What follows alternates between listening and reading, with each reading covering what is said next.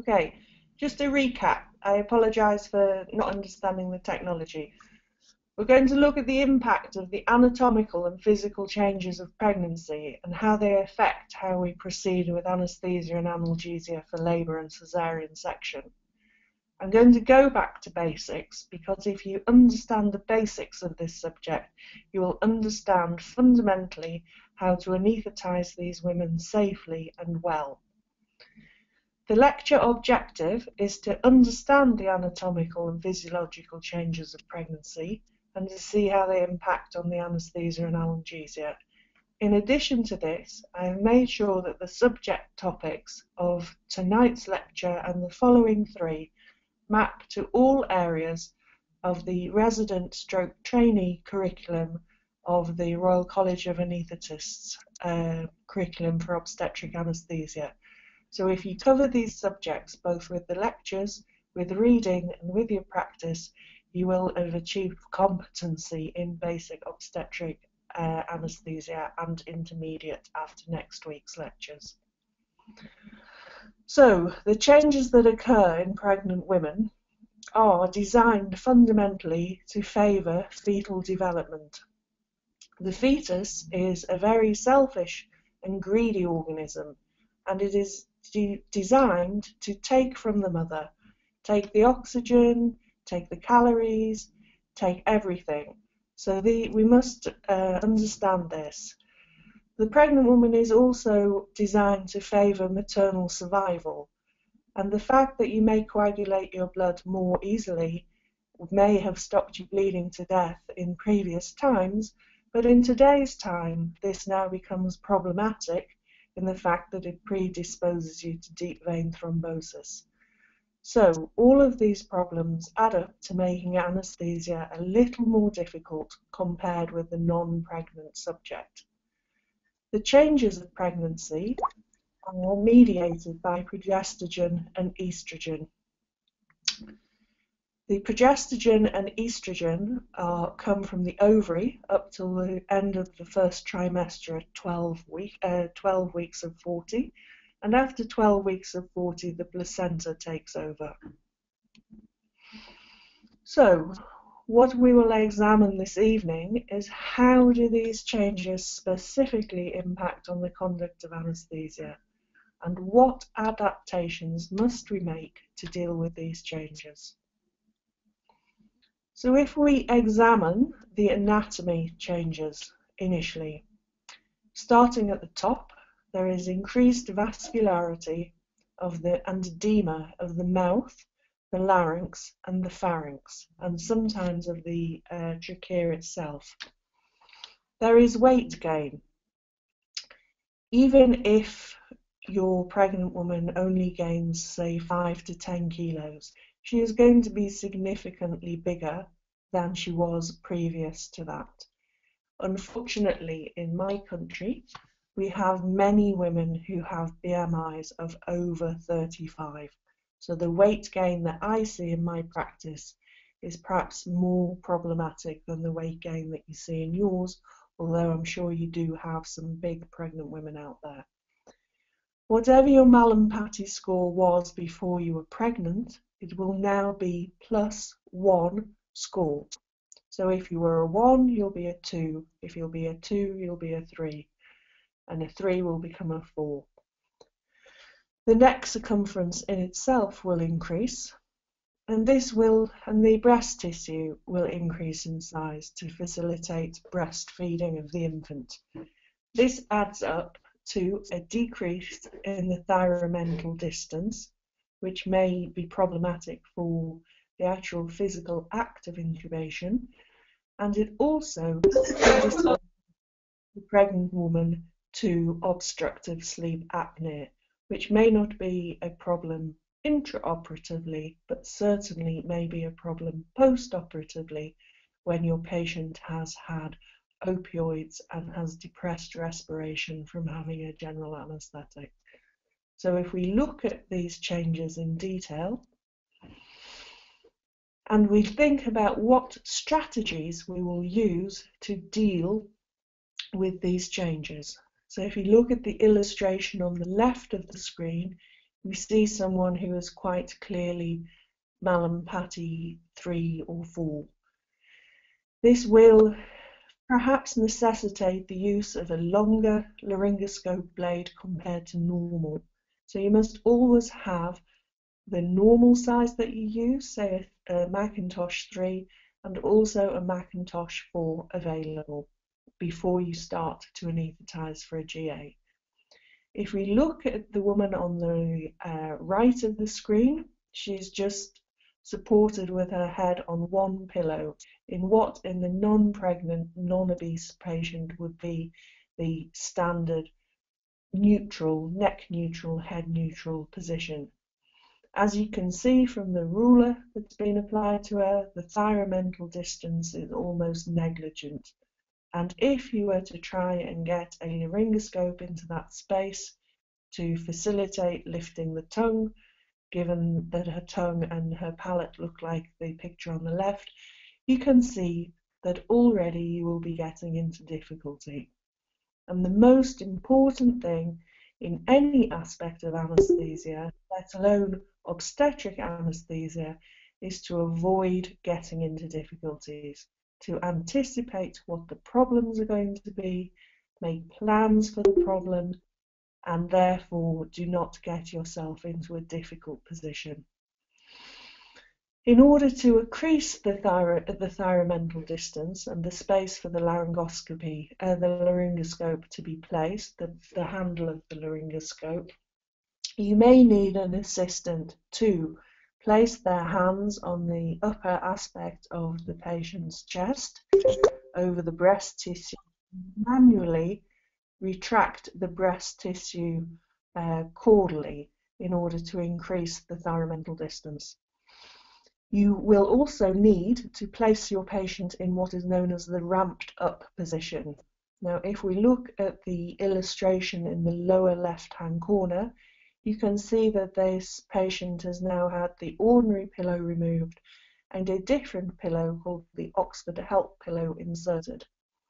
You do not need a fancy pillow like the Oxford Help pillow. You can merely break the table so that your patient is at sort of 35 to 45 degrees and shape a pillow made either with blanket or a pillow so that the thorax is at 45 degrees and the neck and the cervical spine is elevated and the head is extended on the neck.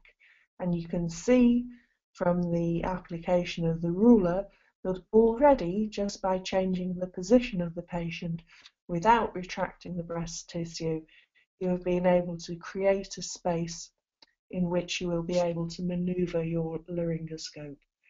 We'll go on later in the lecture to discuss the advantages of the 45-degree head-up position for the initiation of anaesthesia. In my hospital, we have the advantage of being able to use what we call a short-handled laryngoscope. So if we look at the laryngoscope on the right, that is a normal Macintosh blade with a normal handle, and you can see the laryngoscope on the left is shorter and therefore going to be able to fit more easily into a restricted distance from chin to chest. You may occasionally have access to what's known as a polio blade. This also can be useful if you are familiar with using it.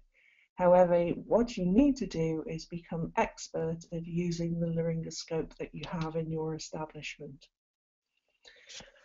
So, if we go further into examining the anatomical changes of pregnancy, from the first trimester onwards, the gravid uterus enters from the pelvis into the abdomen and gradually begins to displace the intra-abdominal organs cephalad and the diaphragm in specifically cephalad. And at term, the diaphragm is splintered, and this results in increased gastric pressure, which in turn, combined with the decreased sphincter pressure, a secondary effect of the progestogen, causes passive acid reflux in most pregnant women, which obviously is exacerbated by lying flat. We'll go on to talk about the risks of aspiration at a later point. Because the diaphragm is splintered upwards, the functional residual capacity of the patient is decreased significantly, and this decreases even further when lying flat because at least half of the women exceed the closing volume when supine, so therefore your functional residual capacity within which you store oxygen in the pre-oxygenation process is much, much smaller than in the non-pregnant patient. There are many other changes of respiratory physiology. I will consider some of them later, but I'm going to concentrate on the ones that are most important and most relevant to giving anaesthesia for caesarean section. The other anatomical change which occurs, which is exceedingly important, is aortic cable compression.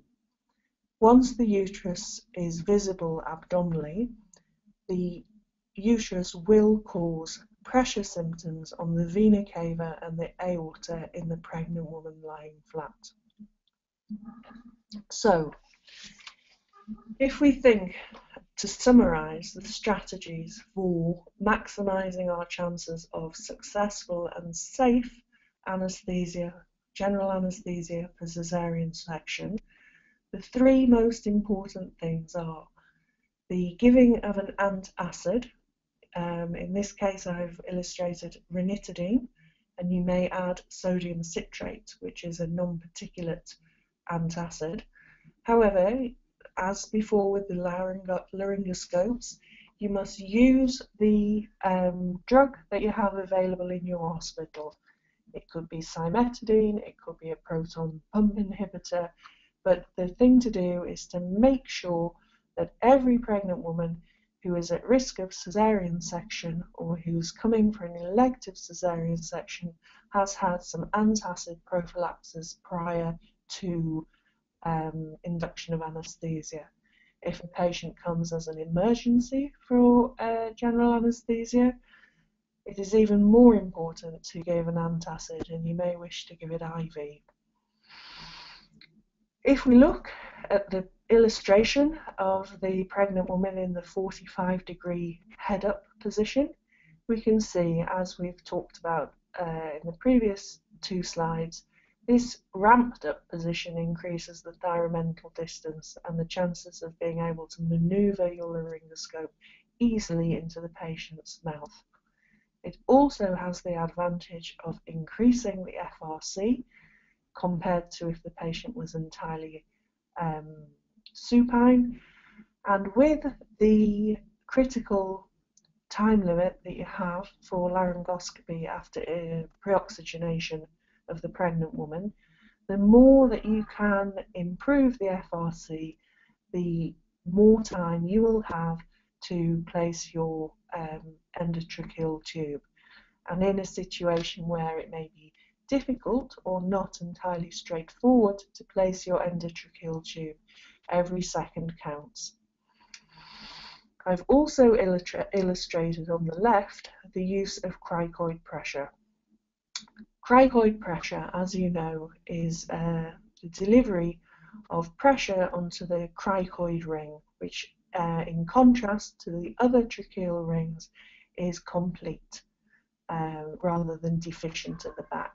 So pressure across the cricoid ring will cause occlusion of the esophagus. It will therefore prevent passive reflux of gastric contents. It will not prevent active vomiting, the active vomiting reflex, and may in that situation be dangerous. However, the use of it for induction of anaesthesia in the pregnant woman, certainly in the UK, is absolutely mandatory. It must go on at the time of induction, the time the induction goes in, and it only comes in off once the tube has been placed successfully and verified that the tube is in successfully, or if the tube is not able to be placed successfully, it will remain on at the discretion of the anaesthetist for the rest of the operation. But I'm going to talk tomorrow about failed intubation, so I will not go into it further at that point. Suffice to say that there are many countries in the world, certainly in Europe, in France, cricoid pressure is not used.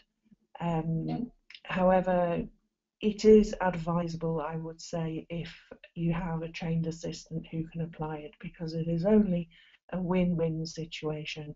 You will never regret putting cricoid pressure on, however, you may regret not putting cricoid pressure on.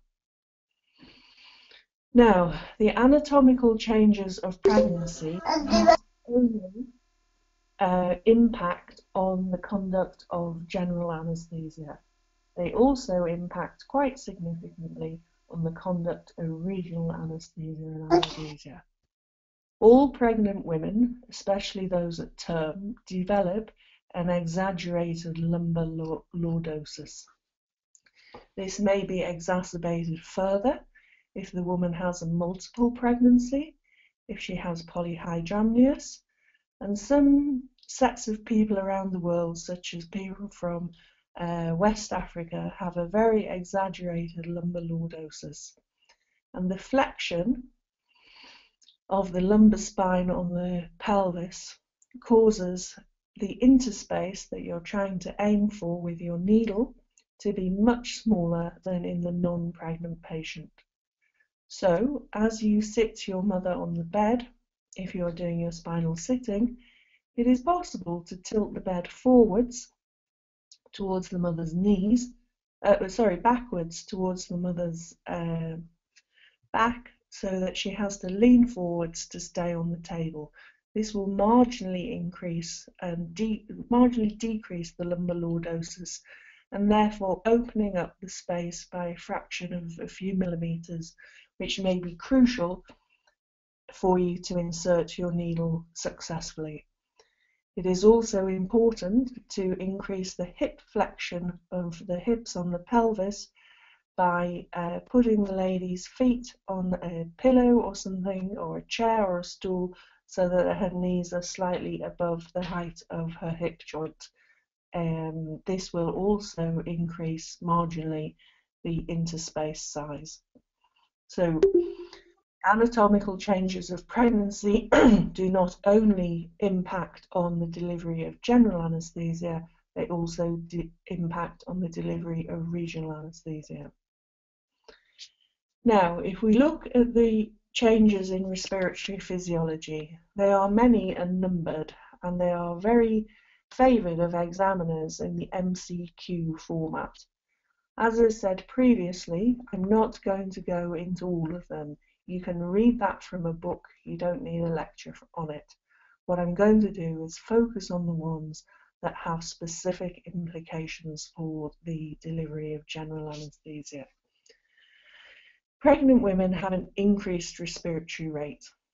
They also have an increased central sensitivity to CO2. So for any given arterial CO2, they will increase their central drive to respiration more so than if they were not pregnant. This in turn increases the minute volume and decreases the PaO2. At term, compared to the non-pregnant woman, oxygen consumption is 250 mils a minute. Now, if you combine this with our already drastically reduced functional residual capacity, you can see that that time at the beginning of your general anaesthesia, where you have pre-oxygenated your patient, you have a very limited time before you secure the tube or need to start ventilating the patient again. If we think about arterial blood gases at term, the PO2 is slightly lower than normal. The PCA2 is also slightly lower than normal. The pH is alkaline, and there's an increase in the bicarbonate is decreased. So altogether, you have a respiratory alkalosis.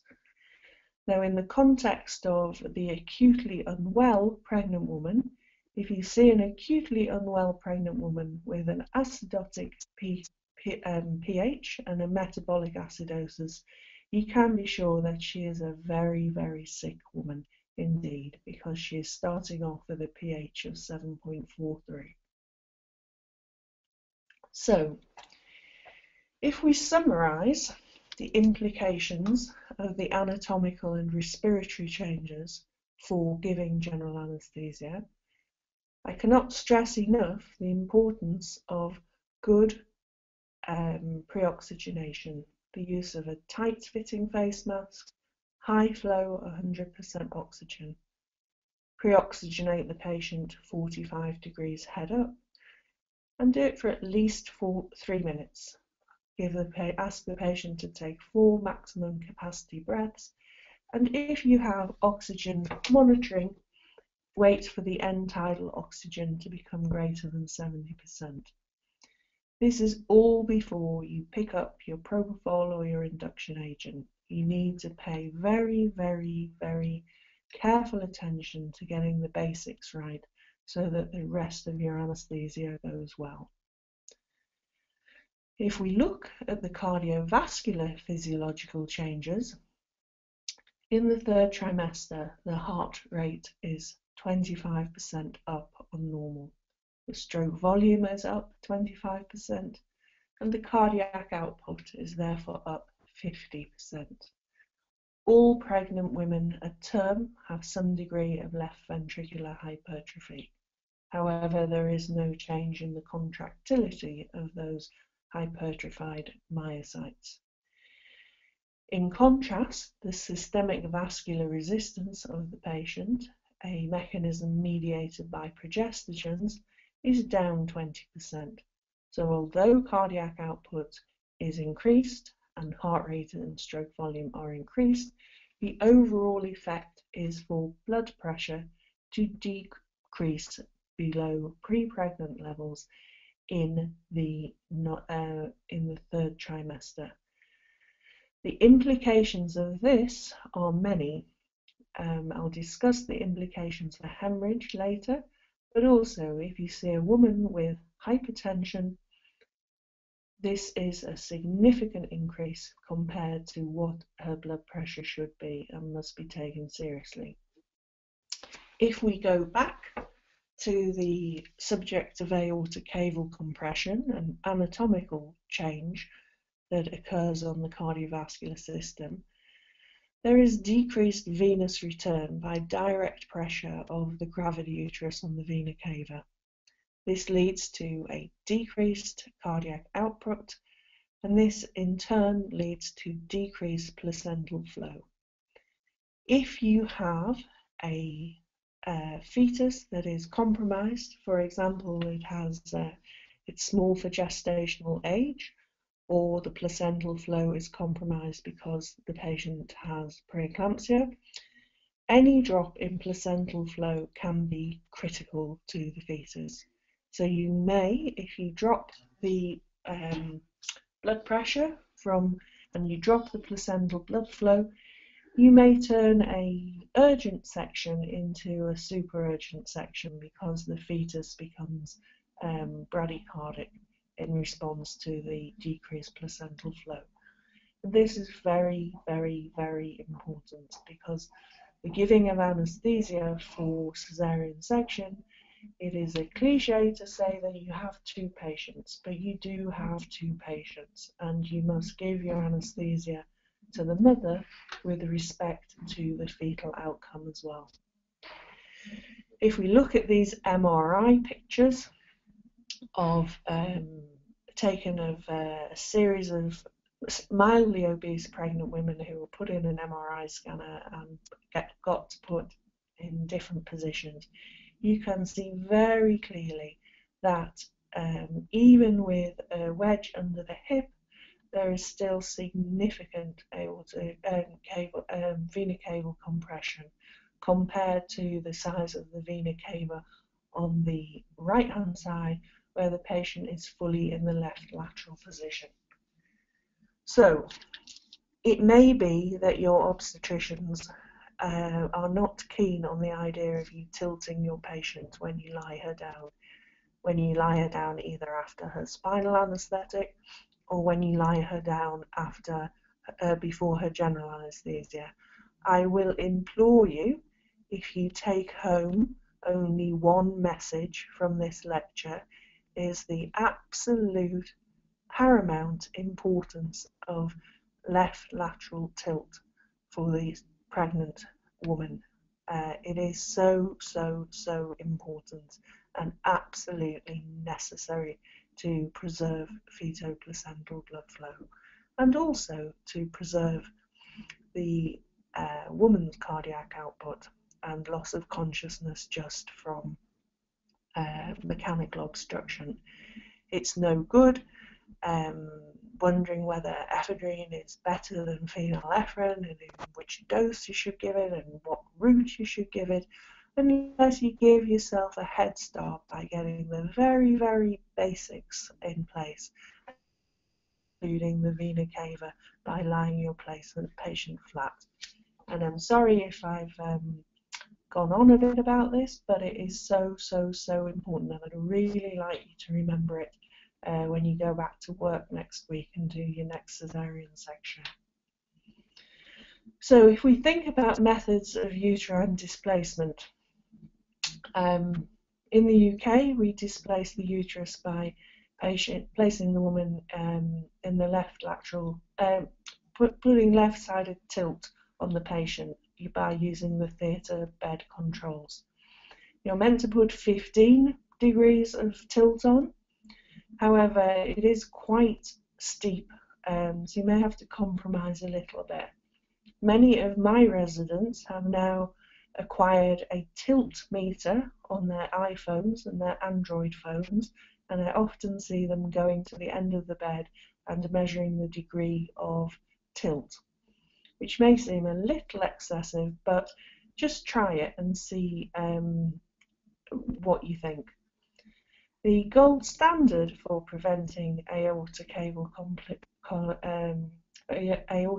compression is manual displacement of the uterus to the left-hand side by an assistant. In the resuscitation situation, which I will discuss later, this is the gold standard. And when we go on to talk about perimortem section, the message to take home from that is that you are doing the perimortem section for maternal collapse, not to deliver the baby, but in order to relieve the aortic cable compression, because you will not restore cardiac output in the mother while there is a gravid uterus pressing on the posterior abdominal wall. Now, when you start tilting your patients, the obstetrician is going to walk up to the table and start complaining about his ability to operate in the tilted position. You can tell him to get used to it, but that's probably not the most diplomatic approach. What you need to tell him is that the babies will be born in a better condition with better pH cord gases because you will have preserved the placental flow. And as I say, if the placental flow is compromised, it is absolutely essential that you preserve as much of it as possible. Now, aortic cable compression not only has implications for general anaesthesia, it has some significant implications for regional anaesthesia. As the vena cava is compressed, and it will be to some degree even with optimal tilting, the displaced venous blood flow passes through the azygous veins and the vertebral artery plexi. This causes congestion, venous congestion in the epidural space, and compression of the fecal sac. The congestion of the epidural veins has a significant implication for the dose and choice of local anaesthesia that you would use for epidural anaesthesia, and specifically epidural top-up for caesarean section. Because of the increased vascularity, there is a faster redistribution of the bupivacaine because of the increased venous blood flow. So there is slower onset compared to the non-pregnant woman.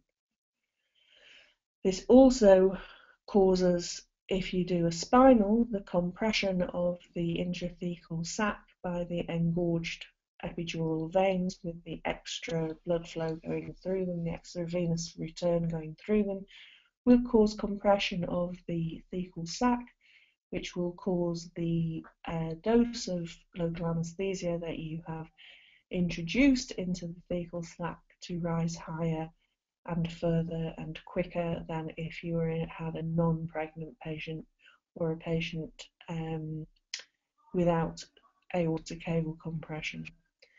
The upshot of this is that if you add adrenaline to your local anaesthetic, it will increase the time of the onset of block. So your block will come on faster and it will last longer because your adrenaline will vasoconstrict the epidural veins, which will then not carry off the local anaesthetic as fast as it would as if they were not vasoconstricted. It also makes, when you do an epidural, makes you more likely to be able to cannulate an epidural vein. If you were a radiologist and you were attempting to cannulate an epidural vein blindly, you would not be able to do it. However, when you do epidurals, you will regularly cannulate epidural veins. And it's not because your technique is poor, it's just because of the increased vascularity within the epidural space. Now, if we consider the hematological changes and their impact on anaesthesia. So going back to basics, the red cell mass of the pregnant woman increases by 20%. However, the plasma volume increases by 45%. And this overall causes a physiological anemia. The hematocrit is decreased, and then there is often a degree of iron deficiency in the woman, which will again affect your oxygen carrying capacity if the woman is anemic when she comes for anaesthesia. The white cell count of pregnancy is increased, which may cause confusion if a woman presents with infection. I'm going to talk about the management of sepsis in pregnant women in lecture 3, but suffice to say that if you have access to C-reactive protein test, this is a better guide to infection in the pregnant woman than the white cell count. Going back to what I said in the beginning, pregnant women are designed atavistically to withstand hemorrhage from the increased plasma volume and blood volume, and also from the coagulability situation. The implication for this is enormous. It is that a pregnant woman can bleed at least a litre and not have any changes in their physiological variables, and that if a pregnant woman has an increase in heart rate, you can guarantee that she has bled at least a litre of blood. If the woman goes on to drop her blood pressure, you know that you have a very significant hemorrhage on your hands, because they will vasoconstrict themselves up to the last moment before they decompensate entirely. This is a mistake that is made over and over again.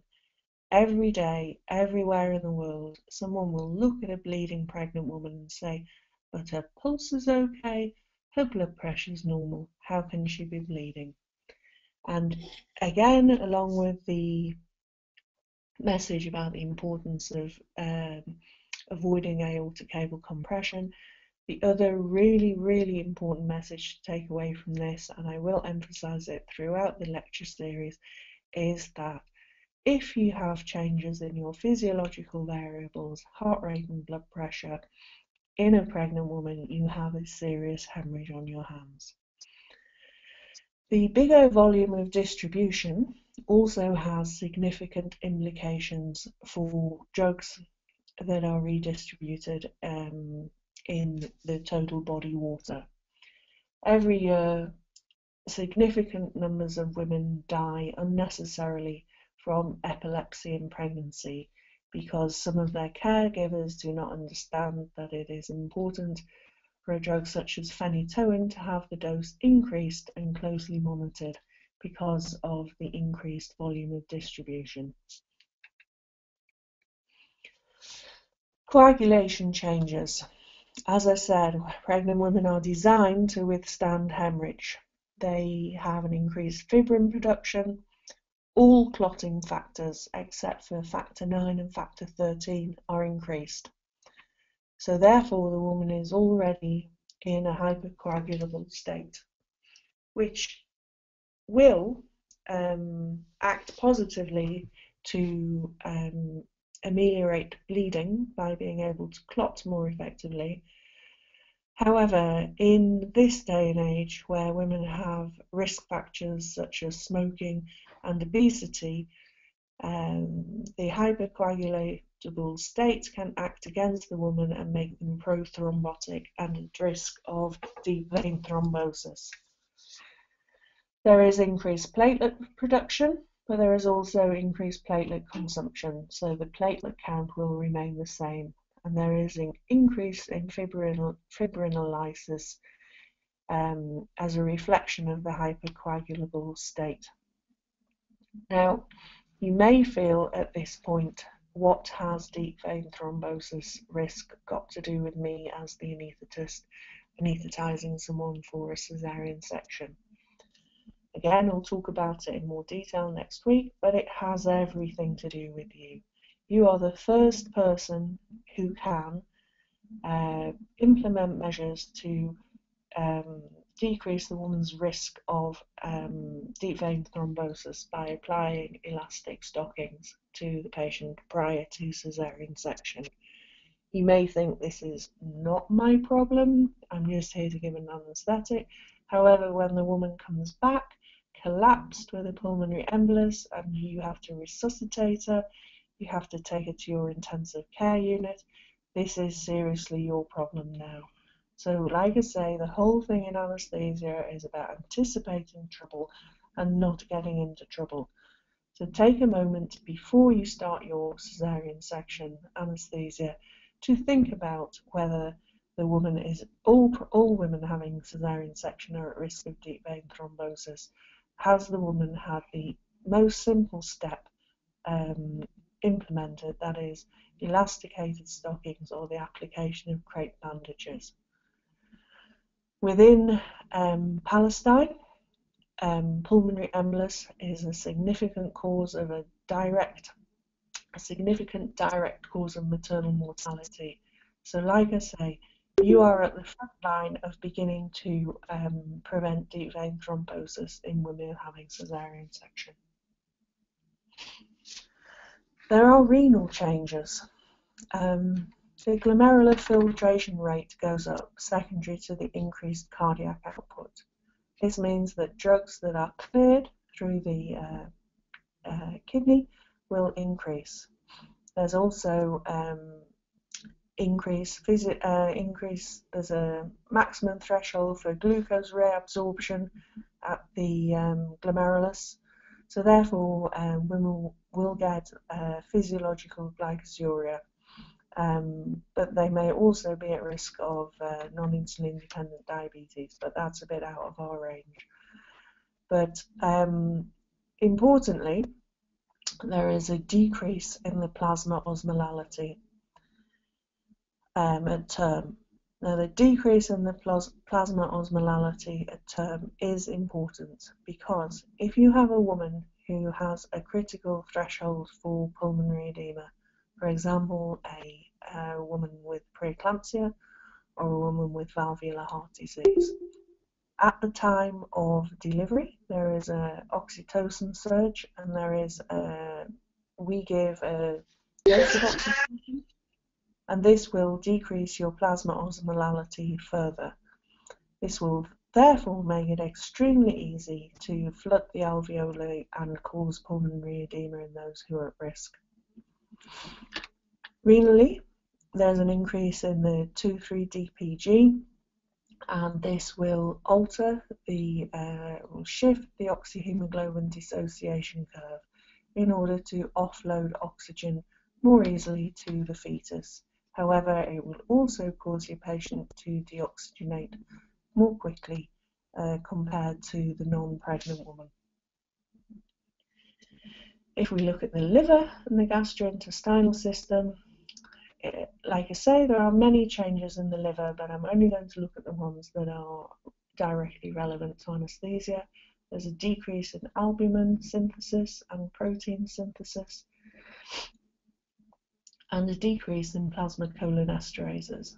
This will mean that any drug that is protein bound will have a greater non-protein bound portion, so that it will affect the onset of the drug. For example, bupivacaine has a pKa of 8.1, and if you're starting off with a lower protein binding and also an increased physiological pH of 7.43, this is one of the reasons that bupivacaine is so toxic when it's given intravenously by accident, because the amount of drug available is higher than in the non-state. Plasma cholinesterases are down. In Britain, we're very old-fashioned, and the majority of people still use succinylcholine to obtain initial muscle relaxation in general anaesthesia for cesarean section. If the patient is heterozygous for cholinesterase that metabolizes succinylcholine, they may be susceptible to developing succinylcholine apnea. If you don't use succinylcholine, this isn't going to be a problem, but there are other drugs such as mivacurium and rocuronium that do have a degree of plasma cholinesterase degradation. And also, as we mentioned before, the decreased protein binding along with the increased volume of distribution will affect the blood concentration of phenytoin, and also, because we are still very old-fashioned in Britain, the dose of thiopentone that's needed to induce anaesthesia. We've mentioned already about the effect of progestogen on the gastrointestinal system, leading to reflux and gastric stasis, and its implications for antacid prophylaxis prior to induction of anaesthesia and the use of cricoid pressure. So, if we bring these points together and consider what is important, all women are at risk of passive regurgitation, whether they're fasted or not fasted. So it is very important to pre-medicate all women with some sort of acid blocker.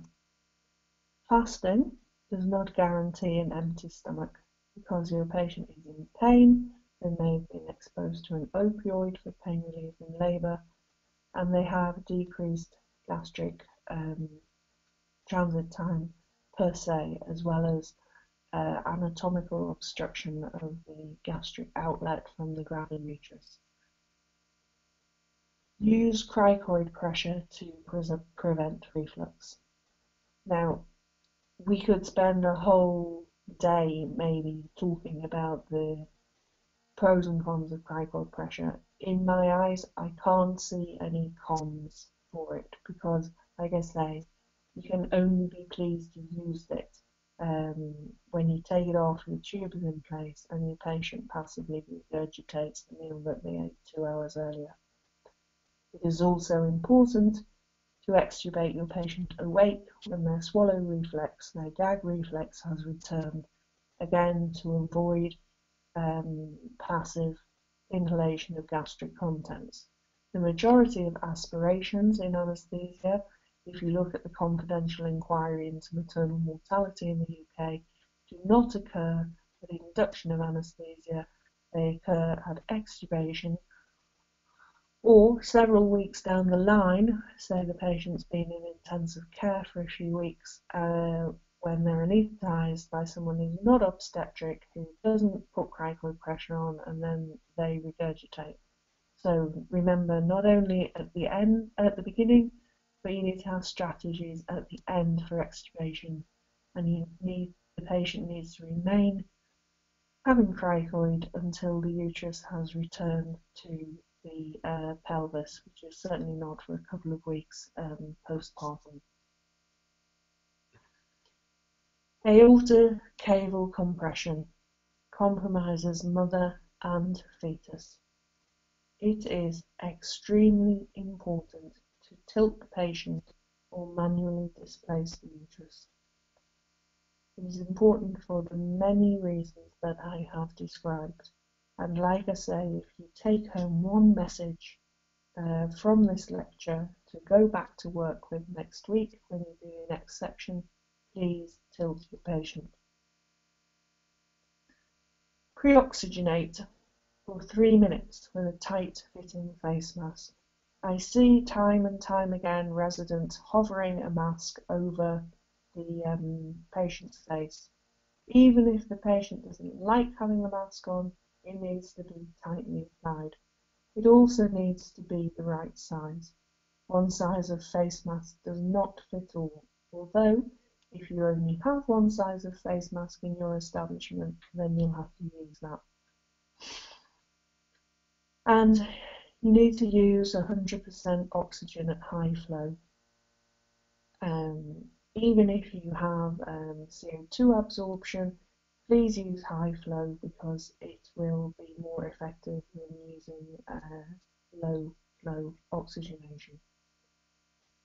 Again, it's a bit like the cricoid. The 45 degrees head up pre-oxygenation is just a win-win situation because it increases the time to desaturation by increasing your FRC and therefore increasing the amount of oxygen available. Now, for the clever people amongst you who've worked out the volume of the FRC in the pregnant supine woman and the fact that oxygen consumption is 250 mils per minute, you will realise that that woman will start desaturating before 3 minutes is up. So if you're using a muscle relaxant such as atracurium, even with a pre-induction dose of atracurium, your patient will start desaturating before you have started doing laryngoscopy under ideal conditions. This is one of the reasons that we still use succinylphonium in the UK, because it does give a very fast onset of block, although it is a very dirty drug in itself in terms of anaphylaxis and other problems. Like I say, you have to use what you have in your hospital and you have to use what you're used to. However, as I stated at the beginning, if you understand the physiology and anatomy and the mechanics of it all, you will be able to give your anaesthesia more elegantly and more safely to your patients. You need to give adequate drug doses. Everyone feels that pregnant women shouldn't take drugs and they shouldn't pharmaceutical drugs. However, they need to take the right amount. For example, the deaths related to epilepsy from people having inadequate amounts of phenytoin. You need to give an adequate dose of muscle relaxant with respect to the volume of distribution and the protein binding. The patients that I have anaesthetised this week in Palestine have all been thin and not exposed to alcohol, so 20 mils of propofol has been more than adequate to send them to sleep.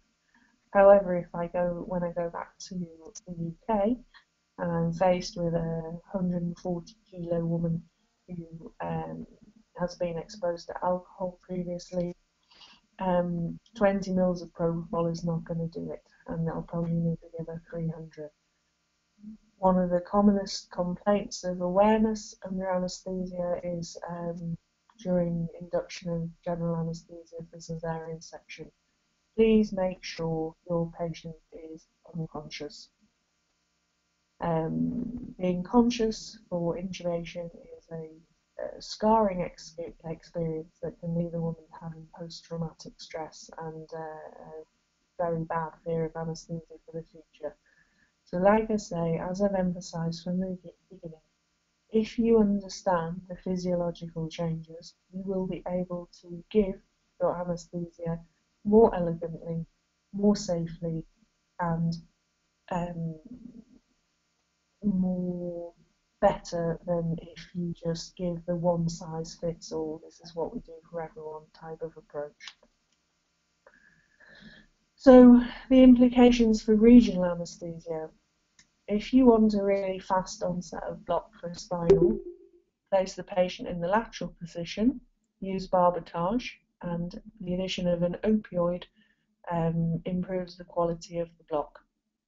So for example, if you have a patient with a cord prolapse and you want to give them a really quick onset of spinal rather than giving them a general anaesthetic, if you follow this advice, then you will have a block as you turn the woman onto her back.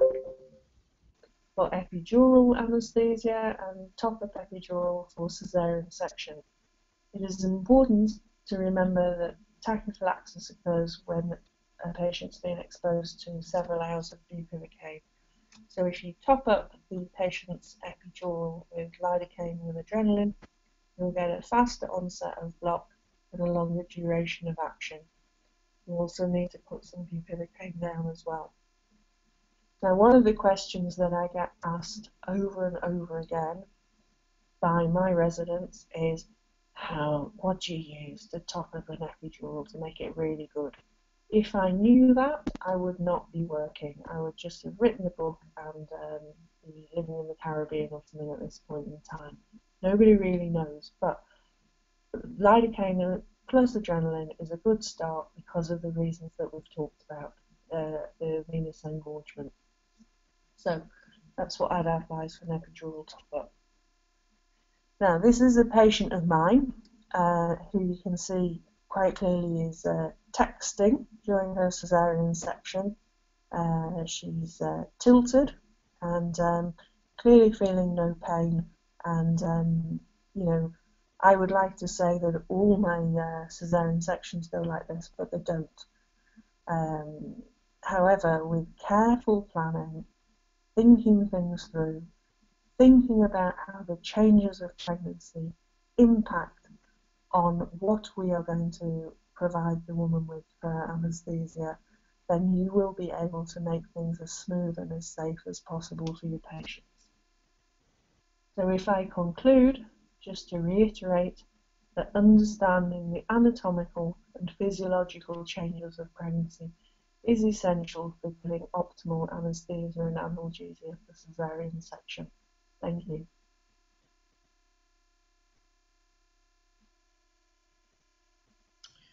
Questions?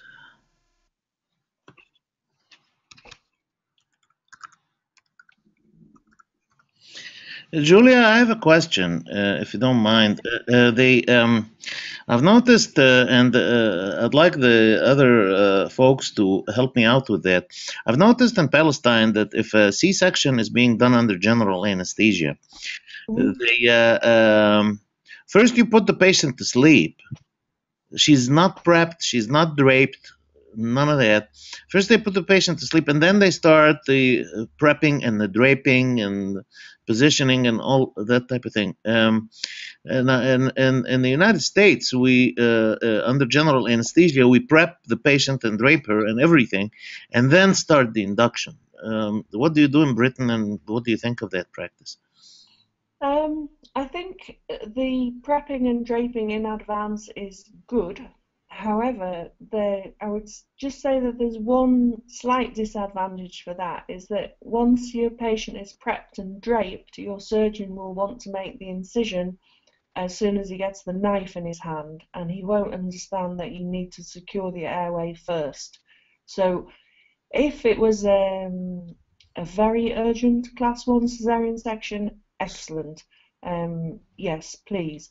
But you need to keep an eye on the surgeon starting before you have actually secured the airway, because you can get into trouble if the two things happen at once. Other questions?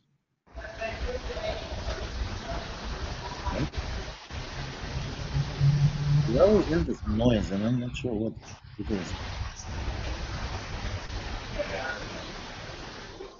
Hello, it's Dr. Abdul Sattar here from London. Hello. Hi, Julia. Nice to see you put a face to a name. Thank you. Very good lecture. Just a couple of comments, because obviously I work in the UK as well. I must say I do agree with Hafiz. I mean, although we don't do as many GA sections now, I still prefer the surgeons to prep and be ready, and then I'll tell them when they can start. Yes, and I suppose I'm of a generation where you know, we used to do most of our sections under GA and then epidurals and now spinals, which obviously is very safe. But I think, you know, prepping and being ready, but tell the surgeon that they can't start till you tell them to go ahead is, I think, the key. The other comment is, if you have a woman who's already got an epidural inside you and you need to go ahead and do a section, I mean, I agree with you that using lignocaine is it does enhance the onset of the block, but I tend to use some bicarbonate in my lignocaine. Do you do that? Well, I specifically didn't mention bicarbonate because I would be wary of advising people to make up their own mixture, and we don't have access to a preparatory preparation of it. However, I did allude to it with the tachyphylaxis, in the fact that if you do have bicarb, you change the pKa in favour of faster onset and reversing the tachyphylaxis from the bupivacaine. So I agree with you, but we don't have access to it where I work. Right. Because we had our own bicarbonate with lignocaine. I know in Canada. The other point I want to make is those. Hello, sorry, Hafez, did you say something? No, I didn't say anything. I think Julia still had something to say about Canada. All right, sorry. I was going to say in Canada they have a preparation that they refer to as fizzy lignocaine, and that is a preparatory mixture of lignocaine and bicarbonate. So I know it is available in some countries, but I don't think it's available in the UK. And I've never heard of. I've heard of fizzy. I've heard of fizzy coke, but not fizzy lidocaine. The other point I just want to make is that there was an interesting paper recently in it was either BJA or Anesthesiology, I forget now. We had it a presentation at one of our journals clubs. This question about left lateral rotation to prevent supine hypotension during cesarean section. Now, this was a study, I think, done in Korea, where the women are much slimmer and smaller. But they weren't actually having any cesarean sections or a GA. And I don't know how they got approval, but they did MRI scans on these full-term pregnant women in the supine and lateral position, and they found actually that there's very minimal compression of the IVC. Well, I think the key to it is the fact that you described it in Korean patients, and what I'm referring to is my practice, and that is mainly bigger Caucasian and on the obese side of normal. I think if you look at the Resuscitation Council guidelines, they recommend quite definitely that left lateral displacement manually is the gold standard for optimally relieving aortic caval compression. And as I say, if you have a fetus that's critically compromised, for example, reverse end flow Dopplers, or a very premature baby in a preeclamptic situation. It's a bit like the cricoid pressure. You've got nothing to lose. Just do it. No, sure. No, I'm not for one moment suggesting we don't do it, but it's just interesting that how people's sort of trends of thought vary on some things. I mean, it's like the cricoid pressure you mentioned now. I mean, obviously, I've been to Palestine now twice for a month each, and I never saw anyone actually use cricoid pressure. And the other interesting thing is when they anesthetize them, they give the atracurium before they give the thiopentone, which I disagreed with. Yeah. But I suppose it's very difficult to change something that's been going on for quite some time. But hopefully, as more and more people go and give them talks and lectures, they may change. But I don't know if any of the Palestinian residents would like to comment on that. Well, can I make a comment just beforehand? Yeah, sure. This is why I've focused this lecture on the fundamental principles of what's going on, because it's no good trying to effect change if people don't believe in what they're doing. Sure. I think if you examine the physiology and anatomy, the issues of tilt and difficulties intubating can be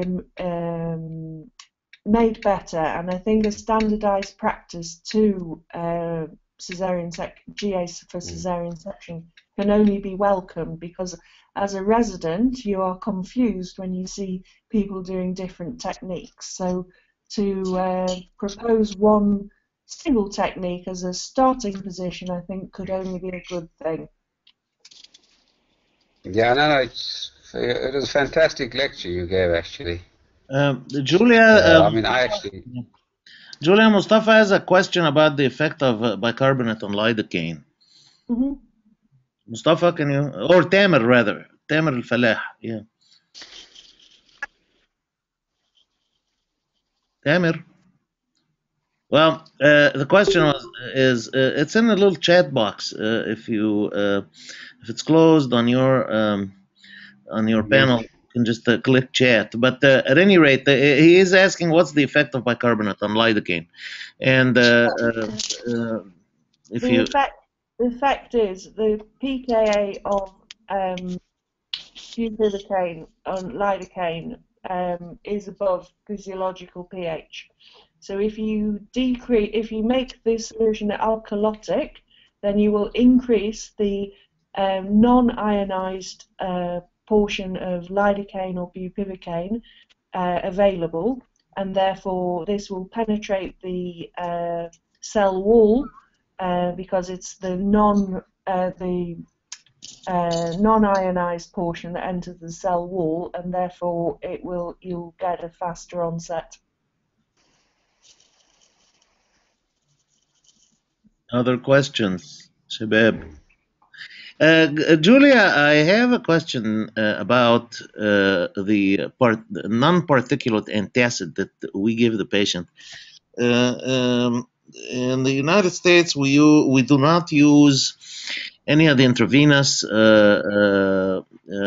blockers, but we do use 30 cc's of sodium citrate routinely for all C-sections, regional anesthesia and general anesthesia. My question is, sodium citrate is not available in Palestine, and can we use? Have there been any studies about sodium bicarbonate or even baking soda, which is cheaper, just 30 cc's? I'm not aware of any studies using baking soda. I think historically the non-particulate. The reason that people give non-particulate is it's meant to cause less lung inflammation if it's inhaled. Correct. So if you don't have it, you don't have it. So you can't use it.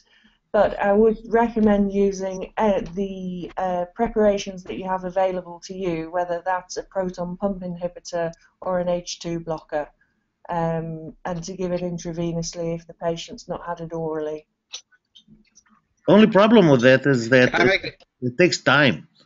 Whereas if you have a patient and you've got a cord prolapse or you've got an arm sticking out, you can't. You have to compromise at that point. You have to compromise. That's the nice thing about I'd like to. Can I make a comment there? Yeah. Hafez? Abdul, So can I just make a comment on your bicarbonate? When I go out and do my work in Africa sometimes, where you have very minimal drugs available, but they seem to have a lot of bicarbonate.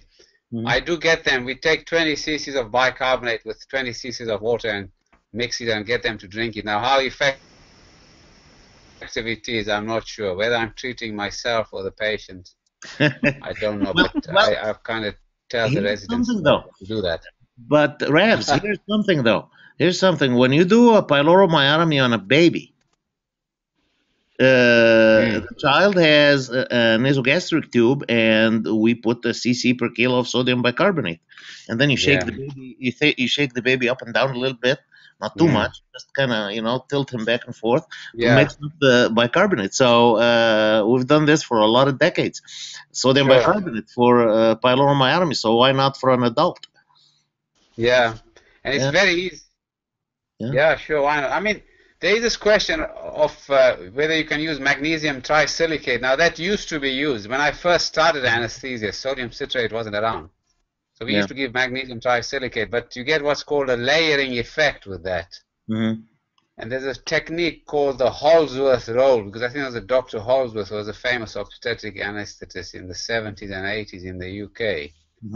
And he used to make these women sort of go through a 360-degree roll to mix up the magnesium trisilicate with the stomach contents. But I think I don't think many people did that, but it's just of historical interest. If I could make a comment, I don't think the sodium citrate or the other antacid is going to make a difference really between the aspiration pneumonitis or not. The original Mendelssohn syndrome was actually because of the inhalation of large boluses of food rather than acid aspiration. And I think the paying attention to all of the steps and not overemphasizing, not getting hung up on one step over another, the opposite of all of the steps will lead to safer practice. And I wouldn't want anyone to think that, oh my God, I don't have the sodium citrate. Use what you've got. Sure. No, I fully agree with that. ممكن تعليق؟ Hello? Yes, Dr. Rawand Ratrout. Dr. Rawand Ratrout, Julia is from Jerusalem, Maqasid Hospital in Jerusalem. Yes, ma'am. About the sodium bicarbonate, something funny. I used to take it when I was a child, when I have vomiting or I want to vomit, and it caused me to vomit. So I think it's, my mother used to give it to me when I was a child, when I felt that I want to vomit, just to help me to vomit. So I'm afraid that it will cause vomiting, not just to increase the pH. Sodium citrate tastes bad. And are you talking baking soda, Rawand? Carbon? Well, the thing is, the patients, yes, we warn the patients. We warn the patients that this is going to taste real bad. And, they only take 30 cc's. They take a very, very small amount.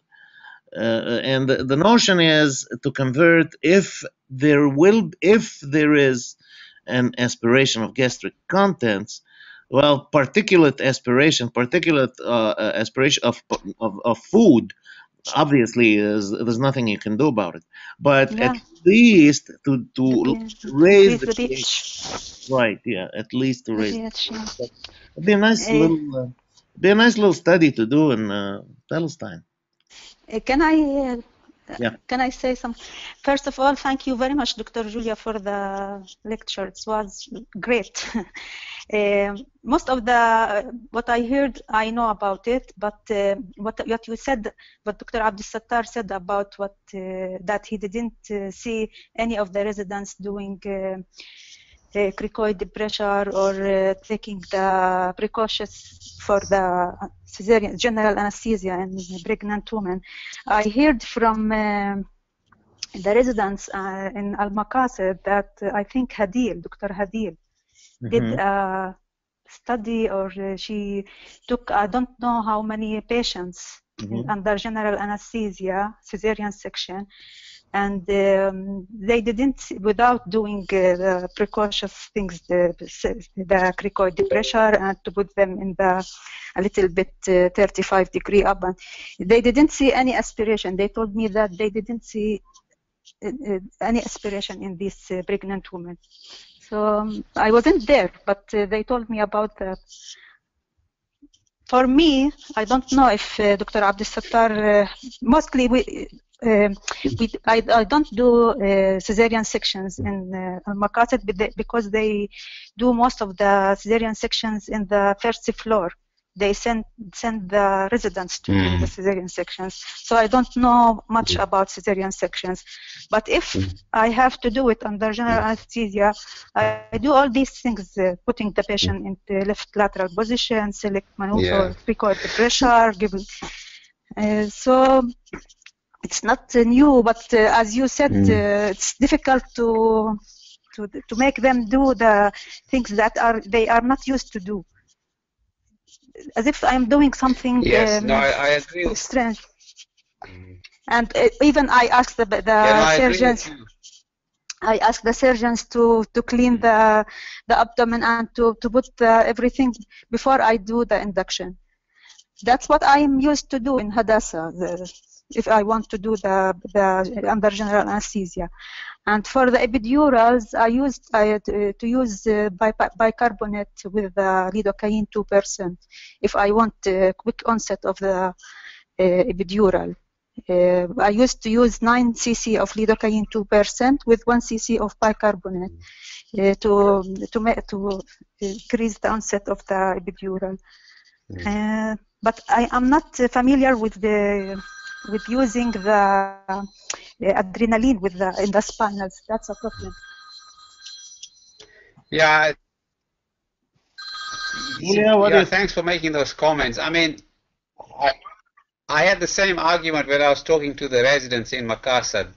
They were using the argument that they've never ever seen an aspiration with the technique they use. So obviously, can I come in at that point in time and refer you? There's a series of 8,000 spontaneously breathing GAs from Professor Fenton in Uganda. Yeah, no, not in Kigali, in Uganda. And the aspiration was I think it was 6 to 8%. Okay, so they were spontaneously breathing. Now, just to say, we know enough about statistics in the position that we're in to just say that, yeah, I did 1,000 and I didn't have anyone aspirate doesn't mean that somebody's going to aspirate. And what I think that people should aspire to is best practice. And you have to go and tell a woman's family that she's on intensive care because she's aspirated, then you will want to be able to say to yourself that you took every precaution for that not to happen. And I think the argument that we got away with it most of the time does not stand up to rigorous scientific inspection.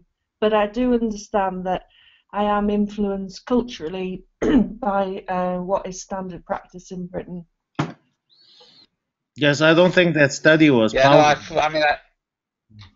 The study wasn't powered enough. I don't know how many patients they looked at Maqasid, and I don't know how many what criteria they used for aspiration pneumonitis. That's the other problem. And so between the two, if you say the old joke in the literature, they used to say, when you say in my experience, it means you've seen one case. When you say in my series, it means that you've seen two cases. And when you say in patient after patient after patient, it means three patients. So, and there are formulas to power a study to, if something, depending on the incidence of something, statistically is what Julia was talking about. If you have, now journals will not accept your studies if the sample size is not large enough to detect an incidence that would prove or disprove the null hypothesis in statistics. So it's very important to do this kind of thing. You can't just say we did 100 patients and nobody aspirated. It's just not. I agree with Dr. Julia. You should always have best practice, because then if something does go wrong, you did everything that you possibly could. And it doesn't mean if you haven't had an aspiration, you won't have an aspiration. So I think, we should take all the correct precautions, and especially as trainers, we should train the residents in the correct way and hope that they continue to practice in the way we've taught them. And, I just hope that in the future, people, the junior residents that we come in contact with will hopefully change practice of anesthesia for the better in Palestine. But as Julia said, we have to teach them best practice all the time, no matter what we're doing. Whether we, don't wash our hands and all that sort of stuff, and say we don't get infections, because nobody actually looks for those infections. Once we had cesarean section, and after within 1 hour or something, after that, I think Dr. Hafiz was there at that time. They brought her back to the theater because of bleeding. They wanted to do hysterectomy.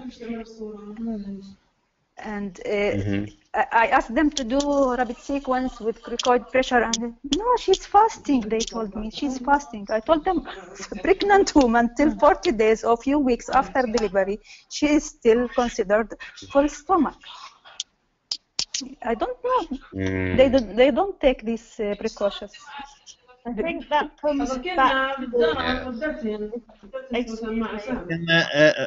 whoever has this background noise, can you please mute your microphone?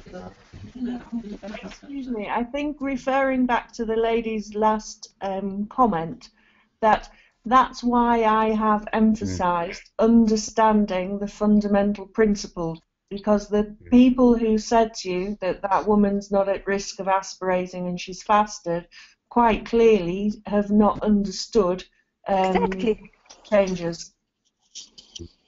Yeah, exactly. Right. Anyway, I have to say thank you very much to everybody. I have to log off now. Hey, okay, we have a lecture tomorrow, Rev. Yeah, we got one tomorrow. Tomorrow, unfortunately, I'm catching a plane to Johannesburg in the evening. Oh, I thought that you are already there. No, I'm flying tomorrow. But do you have any lectures next week? Yes, Friday and Saturday.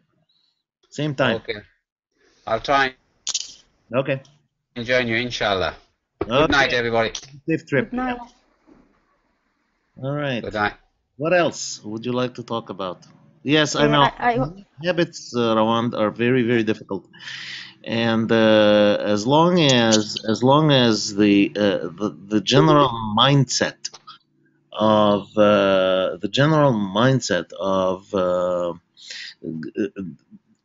best practices is not prevailing, then the residents will do things. Consultants will not critique them for doing that, and it just becomes self-perpetuating. Unfortunately, that's one of the biggest challenges, right, Julia? It is, and I think what Palestine is a small country, and the UK is a small country compared with the United States. And if we make a uniform change in the UK, within about 3 years it is adopted by all hospitals.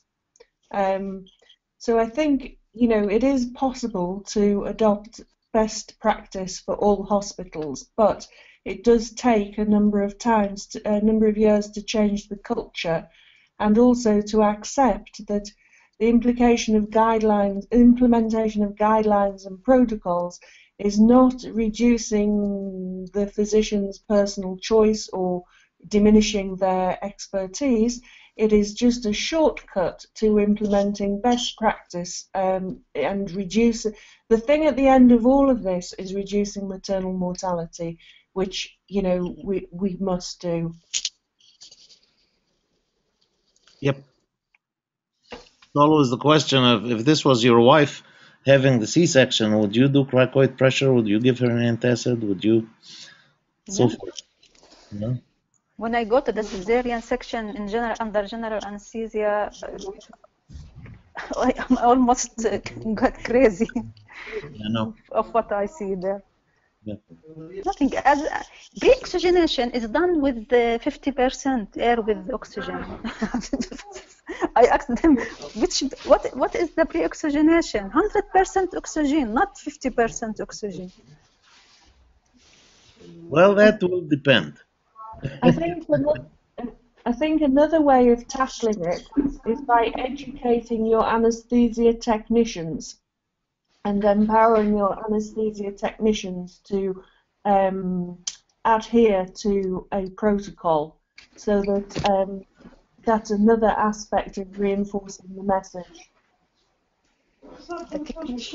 Speaking of pre-oxygenation, Rawand, I have a lecture about that, and I may be partially responsible for this pre-oxygenation. For a C-section, I personally pre-oxygenate with 90% oxygen, not 100%, because that reduces actually that reduces to the point where you actually have a higher functional residual capacity.